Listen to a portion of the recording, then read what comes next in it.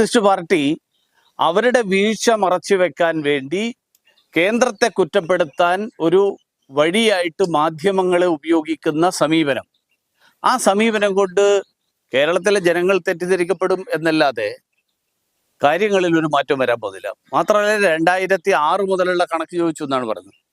2006 മുതലുള്ള പണം കിട്ടാതിരുന്നത് കൊണ്ട് ആരുടെയെങ്കിലും വീട് ജപ്തി ചെയ്തിട്ടില്ലല്ലോ.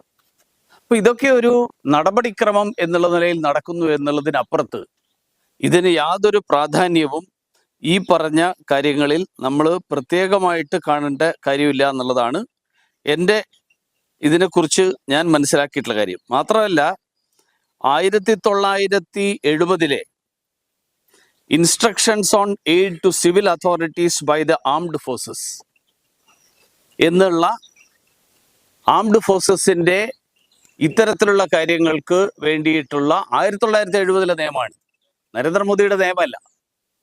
മാത്രമല്ല അതിനുശേഷം 1990 government accounting rule, controller of general of accounts, അതിൻ്റെ അപ്പൻഡിക്സിൽ വളരെ കൃത്യമായിട്ട് ഇതിൻ്റെ വിശദാംശങ്ങൾ പറഞ്ഞിട്ടുണ്ട്. പുതിയ വാർത്തകളും വിശേഷങ്ങളും ഇനി വിരൽ തുമ്പിൽ. എല്ലാ ഡിജിറ്റൽ പ്ലാറ്റ്ഫോമുകളിലും ഇപ്പോൾ സീ മലയാളം ന്യൂസ് ലഭ്യം.